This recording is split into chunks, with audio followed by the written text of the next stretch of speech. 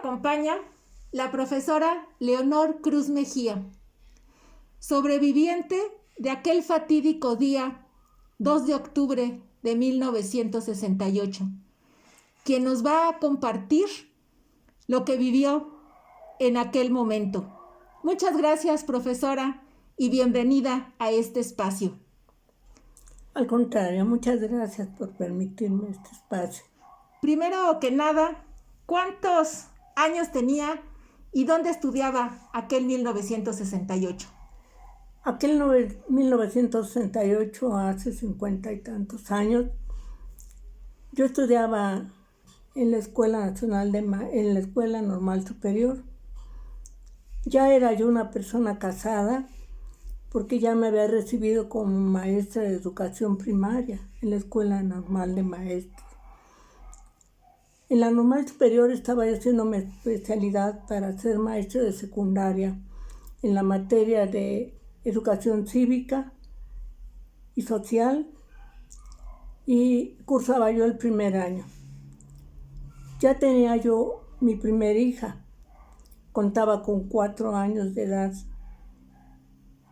Nosotros como estudiantes de la Normal Superior no pudimos estar al margen de ese movimiento y participamos enteramente en él.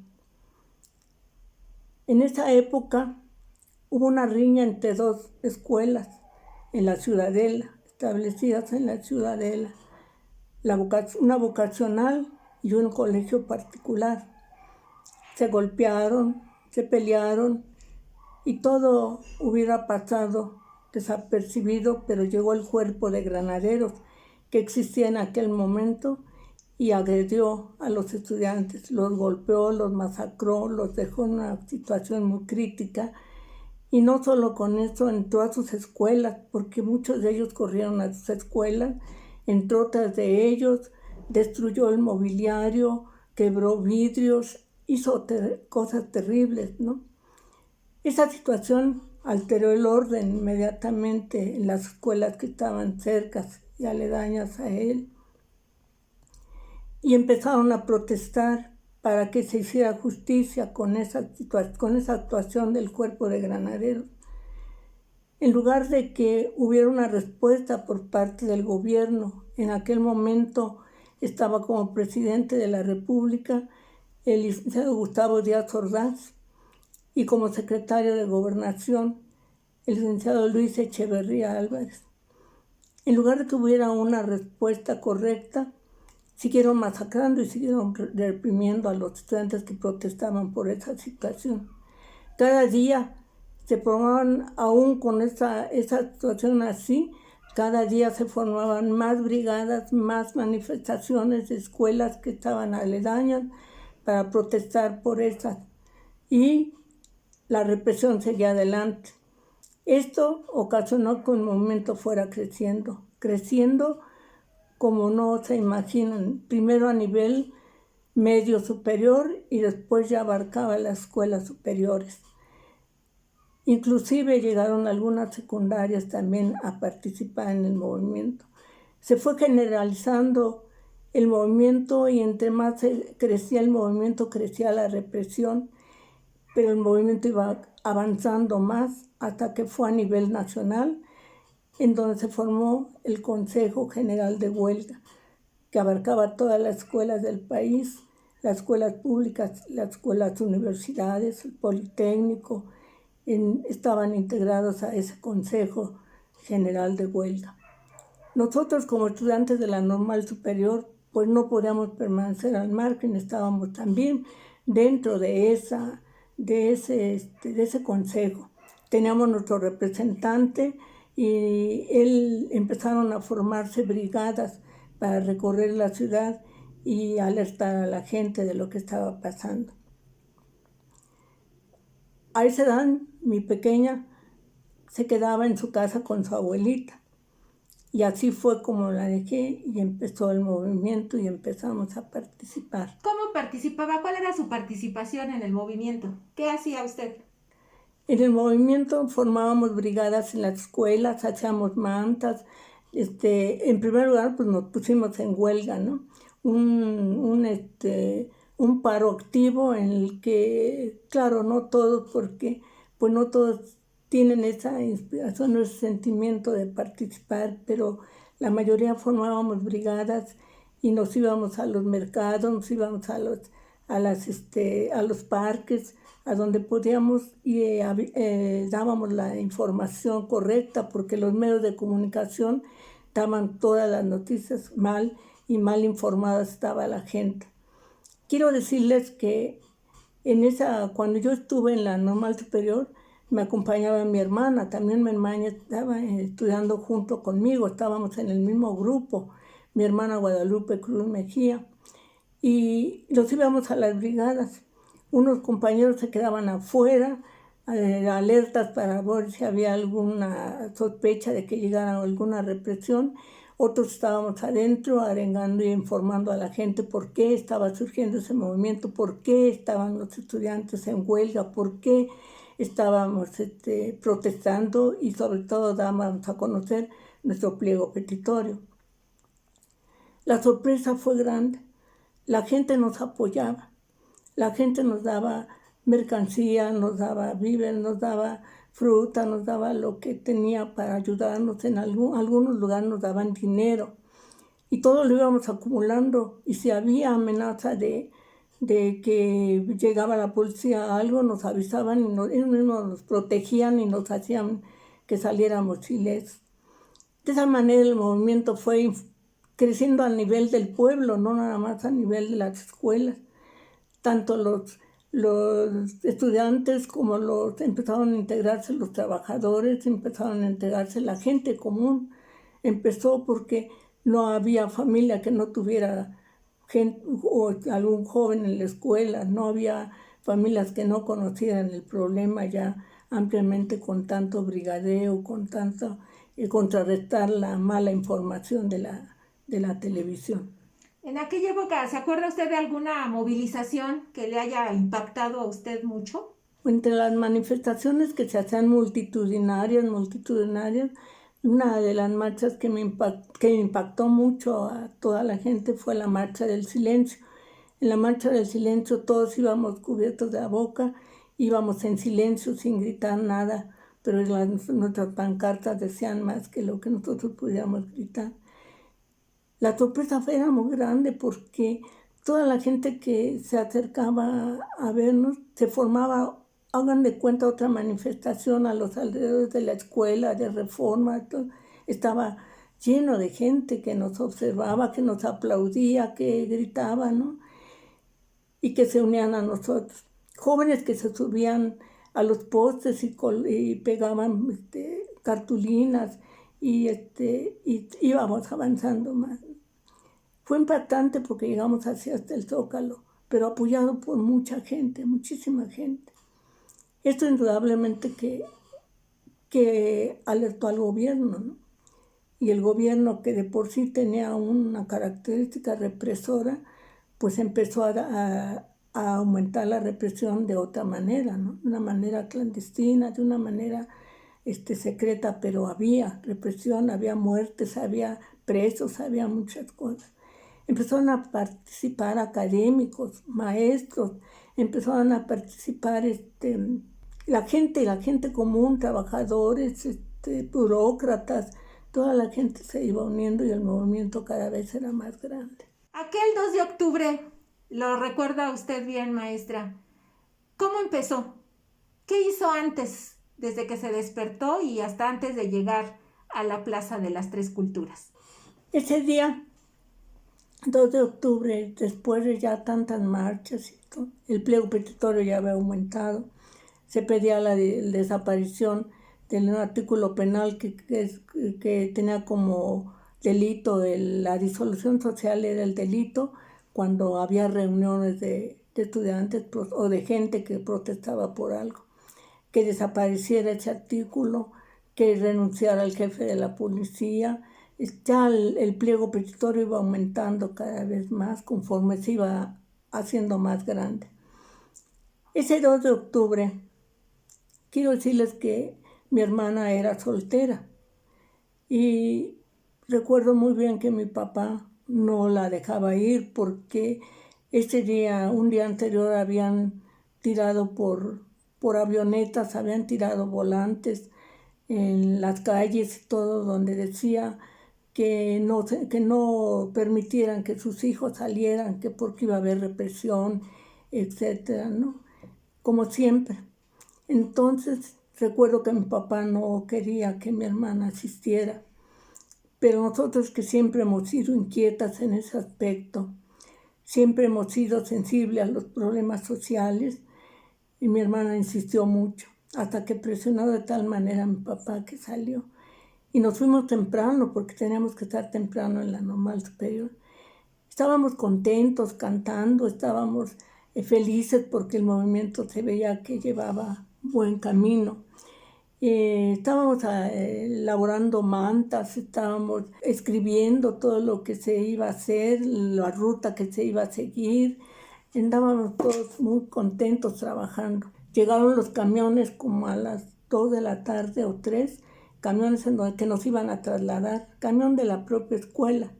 Y ya con todo el material que teníamos ya elaborado, nos fuimos a los camiones felices para llegar a la plaza. Ya hemos de haber llegado como a las 5 de la tarde, allá a Tlatelolco, en la Plaza de las Tres Culturas. Cuando llegamos estaba llenísimo ya la plaza, estaba totalmente llena de estudiantes y todo. Pero nosotros que llegamos tarde, nos dimos cuenta que fuera alrededor de toda la Plaza de las Tres Culturas estaba mucho, pero mucho policías, soldados, inclusive tanques. Yo me impacté, la verdad me impacté cuando vi todo ese repliegue de policía que estaba esperándonos. Llegamos y entramos por el edificio que antes era de Relaciones Exteriores. Ahí bajamos la columna de la normal superior y empezamos a avanzar gritando nuestras consignas. La plaza estaba llena. En el edificio Chihuahua, que era que podríamos decir que estaban ahí todos los del Consejo General de Huelga, estaban con el micrófono dando órdenes, hablando, dando información. Supieron que llegábamos nosotros y empezaron a decir: compañeros, acaba de llegar la Escuela Normal Superior de México. Y empezaron a aplaudir: háganles cancha, ábranles cancha para que entren. Y nos abrieron un tramo para que pasáramos la escuela. Y íbamos cantando, íbamos contentos y nos iban aplaudiendo conforme iba entrando el contingente. Yo le dije a mi hermana: no hay que meternos hasta adentro porque hay mucha policía, yo creo que va a haber represión. Y mi hermana, que era más valiente, más tranquila, me dijo: no tengan miedo, no va a haber represión, ¿cómo creen? Mira cuánta gente hay, vente. Y ya me convino a que la siguiera. Fuimos llegando y íbamos avanzando hasta que quedamos al centro nosotros, porque íbamos adelante. Entonces los compañeros que estaban en el edificio Chihuahua, en la tribuna, siguieron haciendo sus exposiciones, cuando empezaron a volar en la parte de arriba varias avionetas. Todos empezaron a chiflar y a gritarles groserías, haciéndoles señas y todo, porque pensaron que pues querían espantarnos, definitivamente. Y seguíamos, y los compañeros de la tribuna felices, diciendo cada contingente que llegaba más, quiénes se nos unía, mensajes que daban de otros países, que mandaban mensajes apoyando al movimiento, y todo era felicidad. Llegando nosotros quedamos al centro, estábamos llenos de gente. Habíamos quedado de que ahí nos íbamos a ver con mi esposo, el profesor Amador Velasco Tobón, y que también nos íbamos a ver con otro hermano que tengo, que es médico, Rodolfo Cruz Mejía, y su esposa, Elba. Habíamos quedado de que nos íbamos a ver en la Plaza de las Tres Culturas. Desafortunadamente o afortunadamente, mi hermano y su esposa llegaron tarde, y mi esposo más tarde que ellos. Entonces ellos ya quedaron en la orilla. Mi esposo no alcanzó a llegar. Él llegó después de que empezó la represión, pero mi hermano y mi cuñada sí llegaron, quedaron casi al margen, casi a la entrada del mitin. Eran las 6:10 cuando de los helicópteros empiezan a caer unas luces de bengala. Primero unas y luego otras. Nos sorprendió. Pero a partir de ahí aparecieron unos hombres en la tribuna del edificio Chihuahua. Llevaban guantes blancos y empezaron a disparar directo a los compañeros que estaban en la tribuna. Todos nosotros empezamos a gritar asesinos, asesinos, pero empezaron a caer las balas también hacia nosotros. Y entonces nos dimos cuenta que la represión era para todos. Y empezó la gente a tratar de huir, a tratar de salir por donde pudiera para poder salvarse. Pero era más tanta gente que no podíamos correr, no podíamos ver hacia dónde teníamos que caminar. Y entonces se hacían como olas nada más. Los que alcanzaron a salir por el túnel hacia la calle de Manuel González lograron salvarse. Otros corrieron hacia la vocacional que estaba ahí exactamente en Tlatelolco, estaba la vocacional número 7. Muchos estudiantes corrieron y se guarecieron adentro de esa vocacional. Otros corrieron hacia los edificios, pero en realidad nosotros no sabíamos, no podíamos ver, no podíamos saber, hasta que empezamos a correr hacia el edificio de Relaciones Exteriores, en donde la gente iba también avanzando hacia allá, y llegamos a un lugar donde había una ruina, porque hay muchas ruinas allí en la Plaza de las Tres Culturas, y yo me sorprendí porque no iba a poder brincar. En eso sentí a alguien que me tomó del brazo derecho para ayudarme a brincar, era un compañero, pero mi hermana ve escaleras, me jala del brazo izquierdo al mismo tiempo, y yo jalo al joven, y entonces estalla la primera bala cerca de mí, pero se impacta en el pecho del compañero que estaba a mi lado derecho. Yo siento que me cae algo caliente en la cara y veo cómo se desploma él, se desploma hacia la ruina, cae y se pinta toda su chamarra de negro, ¿no? Y yo siento que me escurre lo que me había botado a la cara y me paso la mano y veo y es sangre. Y le digo, ya me hirieron, Lupe, ya me hirieron. Entonces la gente se movilizaba más, pero no podíamos avanzar más, no alcanzamos a llegar a las escaleras. Cuando ya oímos que los tanques avanzaban y empezaban a decir, pecho a tierra, todo el que se mueva se muere. Y entonces ya corrimos a tratar de quedar hasta abajo, ¿no? Abajo de todos los demás, porque no nos llegaran las balas. Yo ya estaba bloqueada totalmente, pensando en que me habían herido, pero no sentía dolor ni nada, simplemente miedo. Y quedamos encima de estudiantes, de piernas, de cabezas. Unos se nos aventaban para meterse más abajo y no había ya lugar, éramos muchos. A tal grado que quedamos como trinchera de los soldados. Y empiezan a avanzar los cañones, las metralletas empiezan a sonar.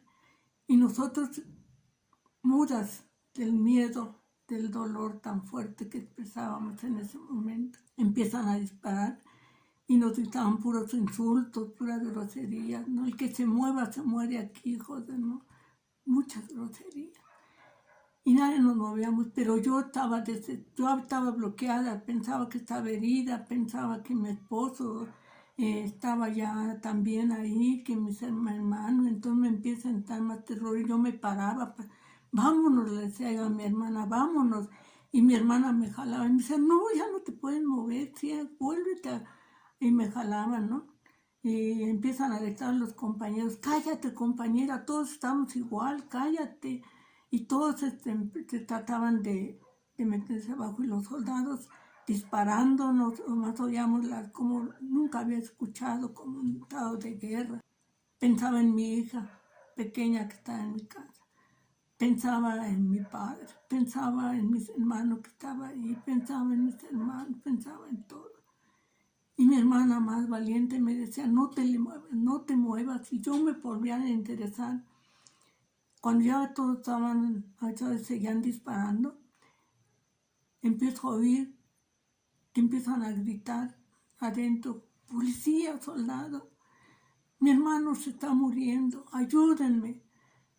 Y los policías le gritaban de los golpes, cállate, te vamos a matar a ti. Ayúdenme, por favor, mi hermano se muere. Ayúdenme, gritaba la muchacha. A nadie le hacía caso. Al contrario, le gritaban de majaderías y todo. Y nosotros mudos no sabíamos qué hacer. Hasta que oímos el grito aterrador de ella que su hermano había muerto. Más nos impactamos. Y otros compañeros gritaban también pidiendo clemencia, pensando que estaban heridos, pero no había respuesta, al contrario, ¿no? Vi que compañeros se paraban y trataban de salir como yo y algunos de ellos corrían, pero los alcanzaban las balas y hasta los elevaban y caían como pajaritos, caían al piso. Me quedé muda, pero de todas maneras me seguía moviendo. Y los compañeros me decían, cállate compañera, no te muevas, que pues hasta que mi hermana me tomó del cuello con su brazo, me apretó del brazo así fuerte del cuello y me dijo, ya no te muevas de aquí. Y su bolsa me la puso en la cabeza y me dijo, no te muevas.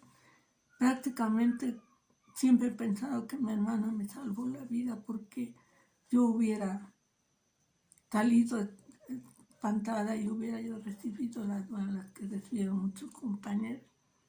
Oíamos cómo avanzaban, cómo gritaban, cómo algunas quejas de gente que se estaba muriendo y todo, pero nosotros no nos movíamos, tratábamos de que no nos llegaran las balas. Y así pasaron no sé cuánto tiempo. De repente empezamos a sentir que empezaba a caer la lluvia, empezaba a llover, a lloviznar. Y dijimos, aquí se va a parar la situación, pero no, seguían, al contrario, gritaban. De repente levantamos la vista y vimos que estaba en llamas ahí, se había encendido el edificio del edificio Chihuahua, estaban saliendo lumbre, o sea, se habían incendiado. Y ya llegaron bomberos, se oía todos los ruidos, cómo entraban y todo. Vino un momento en que se callaron, que quedó en silencio y empezamos a oír que gritaban, todo está controlado, decían los soldados. Y entonces empezaron a guardar silencio y a sentirse algo. Empezaron a entrar ambulancias, se oían los ruidos de las ambulancias que entraban, que decían, vamos a recoger heridos, por favor, vamos a recoger heridos. Y entonces escuchábamos cómo decían, muertos no, heridos. Y yo en ese momento dije, yo estoy herida, me van a sacar, pero no estaba herida. Y nada más se llevaban a los heridos y los muertos nomás oía yo que decían, este está muerto. Y heridos nada más y se llevaban a los heridos. Vino un silencio absoluto. Seguían pasando las ambulancias. Los soldados no gritaban más que nadie se mueva. Y nadie se mueva, nos andaban vigilando. Nosotros la ropa se nos estaba secando ya.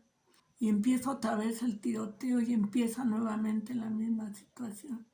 Así estuvimos 2 veces. No supimos en qué momento se oscureció, ya era de noche.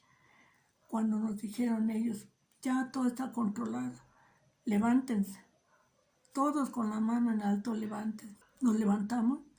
El señor que estaba junto a mí, que me había dado tanta ayuda, le dije, señor, ya. Y lo veo con la cara fija y los ojos vidriosos nada más. Estaba muerto. Me levanto y se levanta mi hermana y me dice, cállate, no digas nada.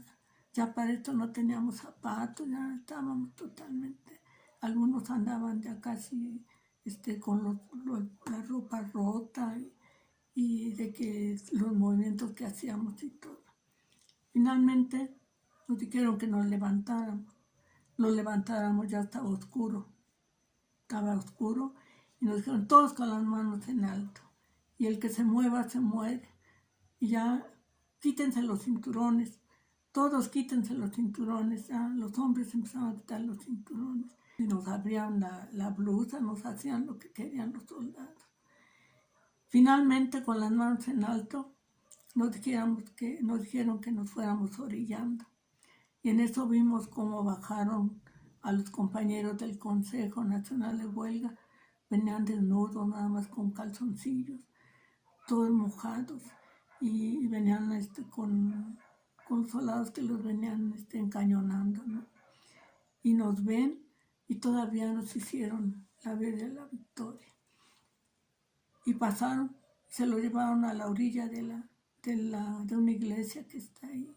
Y nosotros quedamos ahí parados y sin movernos, porque no nos andaban vigilando, caminando de un lado para otro. De repente nos dijeron, ya, todos van a bajar las manos y van a avanzar hasta donde nosotros les decimos. Y nos empezamos a avanzar para donde nos llevaban los soldados ya formados, y nos llevaron hasta la iglesia, también en uno de los muros donde están las puertas de entrada y todo. Ahí nos pusieron a todos, éramos muchos todavía, muchos los que estábamos vivos, pero cuando íbamos caminando hacia la iglesia, íbamos entre gente que moría, entre jóvenes. En las escaleras veíamos cómo estaban. Cuando subimos escaleras, cuando bajamos, veíamos los cadáveres y no podíamos decir nada. Llegamos al muro de la iglesia y ahí nos empezaron a decir que podíamos buscar a nuestros familiares. Y entonces la gente empieza a gritar nombres de sus familiares, a buscarse. Y ahí nos encontramos mi hermana y yo, a unas amigas que habían sido también muy buenas, habíamos sido muy buenas compañeras ahí en la normal. La profesora Carmen Carrillo y su hermana María Carrillo, también las dos se habían lavado hasta ese momento. Y nosotras dos nos abrazamos y empezamos a llorar, pero mi amiga María venía sin zapatos, venía con la ropa rota, igual Carmen. Y ya empiezo otra vez a decirnos que ya regresáramos. Empezamos a buscar yo a mi esposo, a gritarle a mi esposo, a mi hermano, y me dice una señora, ¿a quién busca? Dijo a mi esposo, dice, vaya, allí está el montón de cadáveres, ahí lo encuentra. Ya no fui, estaba yo increíblemente, también mi hermana estaba totalmente destrozada. Nos quedamos otra vez ahí, le digo al soldado, quiero ir al baño. Y dice, le digo, soldado, ¿qué quiere? Ir al baño. Dice, soldado fulano, venga para acá, para que me acompañara. Y le dice, ¿usted quién más quiere ir al baño? Yo, otro soldado, las acompañan al baño. Y entonces me dice, no te vayas, te van a matar. Y entonces ya no fui, me quedé ahí, ya me tuve que aguantar hasta que empezaron nuevamente. Cuando ya estábamos ahí formados, como a las tal vez 10, 11 de la noche, empieza otra balacera y empiezan otra vez las balas a caer y empezamos otra vez pecho a tierra, todos queriendo meternos al fondo de la tierra para que no nos tocara. Mucha gente se fue a la puerta de las iglesias, empezaba a tocar fuerte porque las balas pegaban en la puerta de la iglesia, que es de fierro, y entonces sonaba más fuerte. Tocaban y nunca nos abrieron, estuvimos ahí. Entonces otra vez, otra serie de balas, otra serie de cosas pasaron nuevamente, más horas, nuevamente nos salvamos. Y ya nos dejaron ahí, ya nuevamente se calmó todo, dijeron que todo estaba controlado y ya sé que nos quedamos ahí. Nos llevaron a un convento que está dentro de ahí mismo de la Plaza de las Tres Culturas como convento. Entramos por la iglesia y ahí nos dejaron, que ahí esperáramos, ¿no? Empiezan así los compañeros, compañeras, los que traigan credenciales, destruyan todos sus papeles porque ahorita nos van a llevar a la cárcel. Y yo destrocé mis papeles, mi hermana no quiso, afortunadamente ya no destrozó sus papeles, eso nos salvó. Ya después, como a las 4 de la mañana, mi hermana sí durmió un rato, yo no conciliaba el sueño. Como a las 4 de la mañana nos dicen que ya podíamos levantarnos, que nos levantáramos y empezamos a caminar en fila hacia afuera. Afuera estaban camiones de las mismas escuelas, camiones de la Policía Federal, estaban esperando a toda la gente que iba saliendo. Y a la salida estaba Mendeolea, todos los de la policía estaban allí, y estaban pasando gente por gente. ¿A qué venía usted? ¿Qué tenía que hacer aquí todo? Usted súbase. Y iban subiendo a los camiones a los que ellos creían que tenían que ir a la casa. Así llegamos nosotros. ¿En qué trabaja? Soy maestra. Nomás dijimos, soy maestra, y al camión, ustedes son bien escandalosos. Y pues mi hermana igual al camión, y mi amiga Carmen y María igual como maestras, todas al camión. Nos llevaban a la policía para que quedáramos aprendidas. Ya que estaba el camión lleno, empezó a avanzar.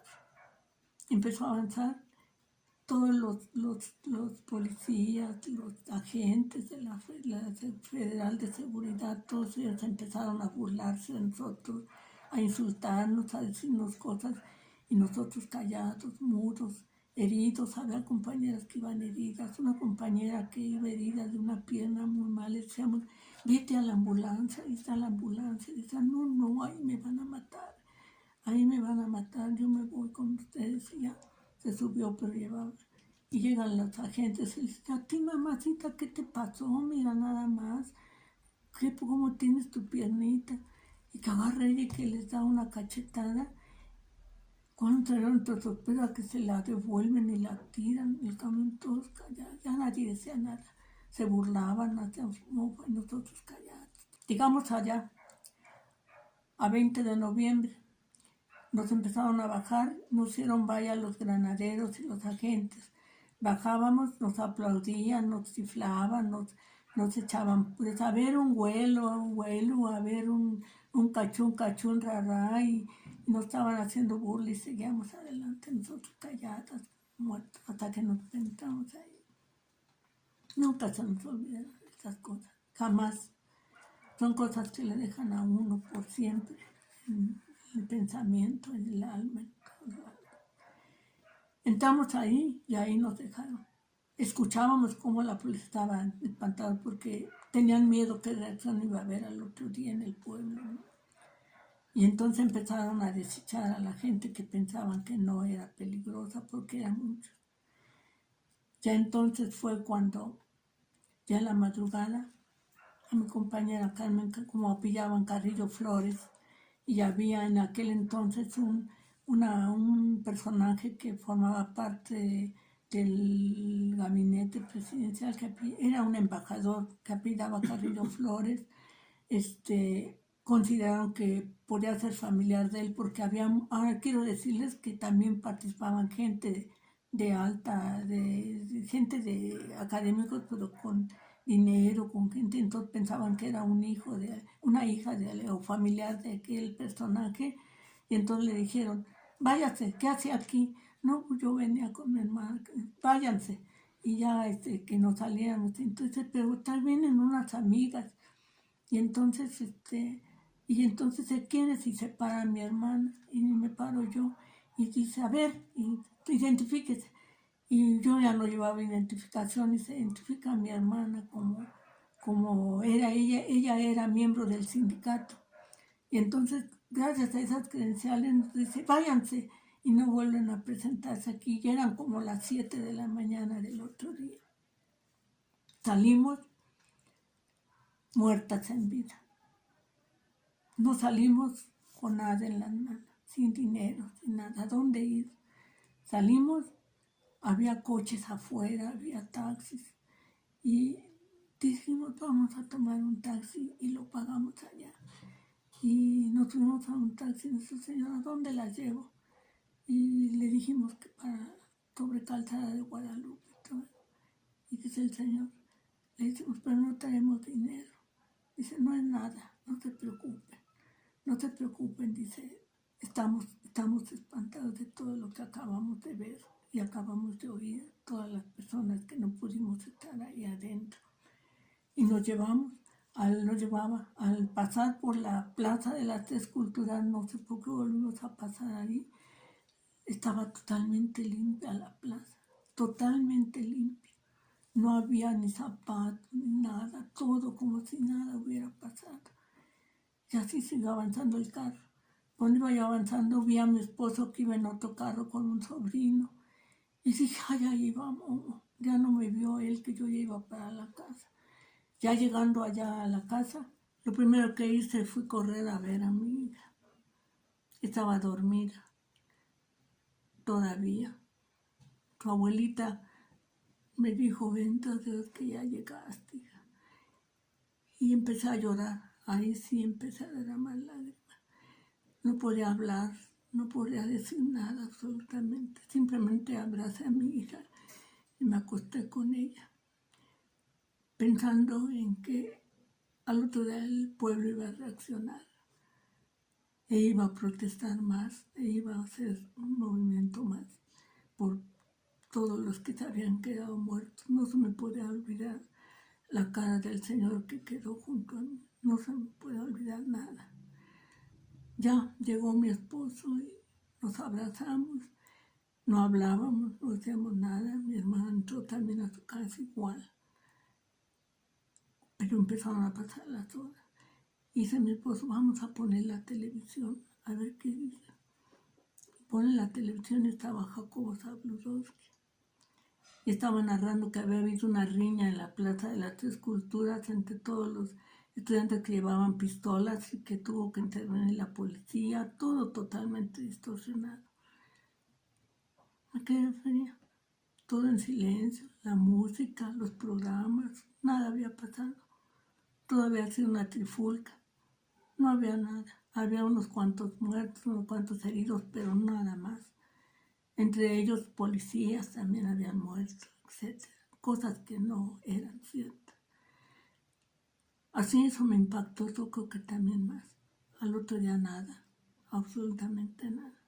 Yo decía, pero empezaron a llegar compañeros de mi esposo, porque quiero decirles que yo me uní a un compañero que piensa igual que yo, que siempre ha sido un luchador social, que nos conocimos en la Nacional de Maestros y participamos en las huelgas que hubo en la Escuela Nacional de Maestros por becas, por el internado, por muchas cosas. Ahí nos conocimos. Con mi esposo hemos luchado toda mi vida hasta llegar a esta edad. Y siempre hemos pensado que la vida nos hizo llegar a esta edad y creo que hemos sido sembradores y hemos empezado a ver la cosecha de esa siembra que hicimos en nuestros alumnos, en nuestros hijos. Yo pienso que eso me dio fuerzas para seguir en el camino. En la normal, en nuestra escuela ya aparecíamos en la lista de desaparecidos. Mi hermano Rodolfo, mi hermano el doctor, me decía, no hermana, tienen que volver a la escuela. Nosotros ya no queríamos salir. Tienen que volver, tienen que integrarse porque si no, no van a romper con esa situación que tienen. El trauma que tienen es mucho, pero tienen que volver. Y regresamos a la escuela. Y cuando llegamos a la escuela, los compañeros nos recibieron, nos abrazaron, nos aplaudieron, estaban felices de que nosotros estábamos con vida todavía. Y así muchos compañeros iban borrando a los desaparecidos, pero fueron muchos, muchos. La gente que no encontraba a sus hijos empezó a protestar, pero nuevamente surgieron amenazas contra la gente y se espantaban, ya no acudían, sabían lo que les podía pasar. A la vocacional 7 que estaba allí en Tlatelolco, donde corrieron muchos jóvenes y se ocultaron ahí, entraron los policías, entraron los soldados, todos los mataron, los asesinaron ahí. Dicen que las paredes quedaron con sangre, todo ensangrentado ahí. Jamás permitieron que entrara alguien. Quedó totalmente cancelada esa escuela y después la convirtieron en la clínica del Seguro Social, que es la clínica número 27. Ahí está la clínica 27. Eso era una vocacional, pero nunca más. Hubo periodistas que sí lograron entrar y son los que narran esos hechos, pero ahí quedaron muchos cadáveres. También quedaron muchos cadáveres en el sótano del edificio. Aparecieron después osamentas, cráneos de gente que quedó herida y que ahí se fue a ocultar. a los departamentos, pues entraban y sacaban a los jóvenes, los asesinaban. Fue un crimen de lesa humanidad. No puede pasar desapercibido. Fueron muchos. Cegaron la vida de lo más preciado de una sociedad, los jóvenes que son el futuro de un país. Finalmente, yo pienso que esto nos dejó una huella imborrable. Estamos pensando que estamos llegando a los momentos culminantes de nuestra vida y que a lo mejor estamos empezando a ver un nuevo amanecer. Antes de despedirme, quiero mandar un mensaje a la juventud. Quiero decirle a los jóvenes que tengan un pensamiento ágil, que estén atentos a los nuevos vientos que soplan renovadores a lo largo y ancho del país y que no lleguen tarde a la cita con la historia.